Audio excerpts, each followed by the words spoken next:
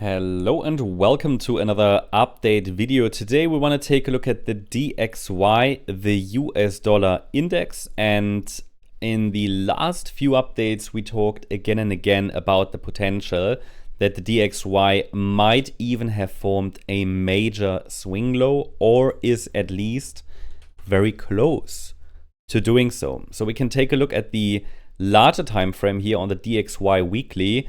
I explained this one in detail in the last update. However, just for everybody who's new on the channel, look, it's possible that a multi-year rally starts either in a B wave within a larger wave 2 correction, or we might even form another high. In the short term, it will be very, very difficult to distinguish between the two. I wouldn't try to distinguish between them right now.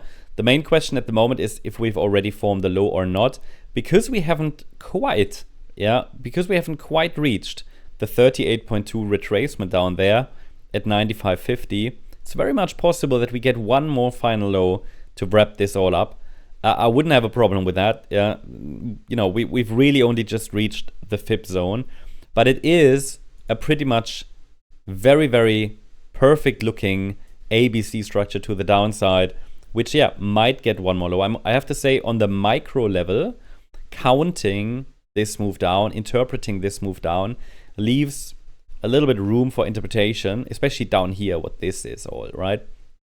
So I can make a case for a completed fifth wave, which bottomed. But as I said before, I need to see 5 waves up from the low.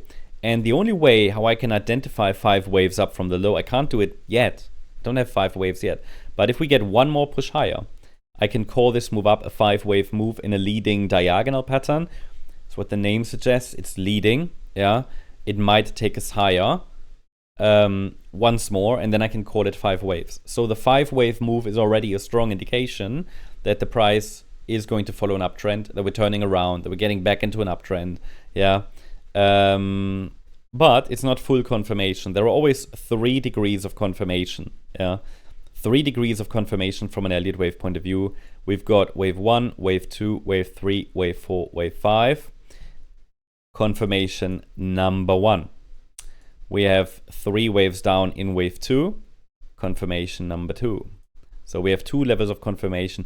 Buying at the end of the wave 1, even though this is first confirmation that we're going up, isn't great, because it typically indicates, or usually not, because it indicates, okay, we have a confirmation, but then people know, right, to a degree.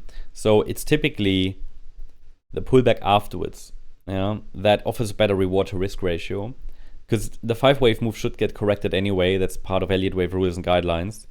But then again, only if we hold the higher low here, we have the second confirmation, right? And this normally, from a traditional Elliott wave best practice point of view, the time to buy, because you have a first confirmation, you even have 2 confirmations here, and we're holding a higher low, and good reward to risk ratio.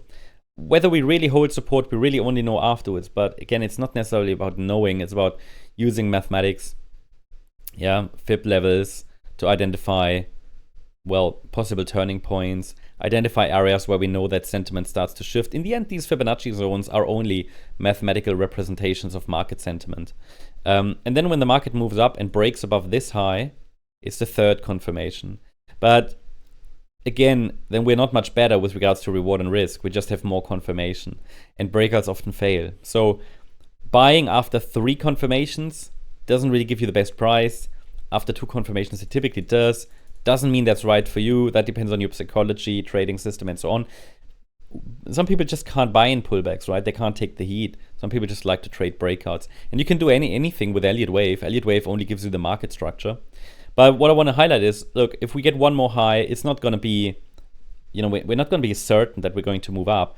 It will first likely to be corrected. Firstly, there will be a correction. There should be. We will add support then, to the chart for wave 2. A support zone we can observe like this one. But we haven't got the 5 waves even, because in the orange scenario, the move up can be an A, B, C structure, a so-called flat correction.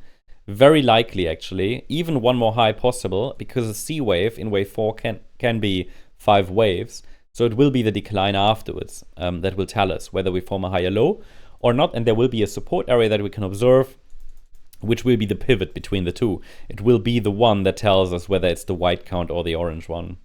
So I'll keep you updated about this. At the moment, in the very short term, yeah, we have started to test this micro support area after this small rally that started mid-October and ended here, yeah, just a few days ago. So it's possible this is now a B-wave pullback. It looks corrective so far. So this would be our support zone between $98.38 and $99. I'll keep you updated about this. Hope you enjoyed the update. If you did, please hit the like button, leave a comment, and subscribe. And if you're interested in additional updates, then make sure you also follow our other channels, like, for example, the More Crypto Online channel, where we cover a lot of cryptocurrencies every single day. Thanks so much. Bye-bye.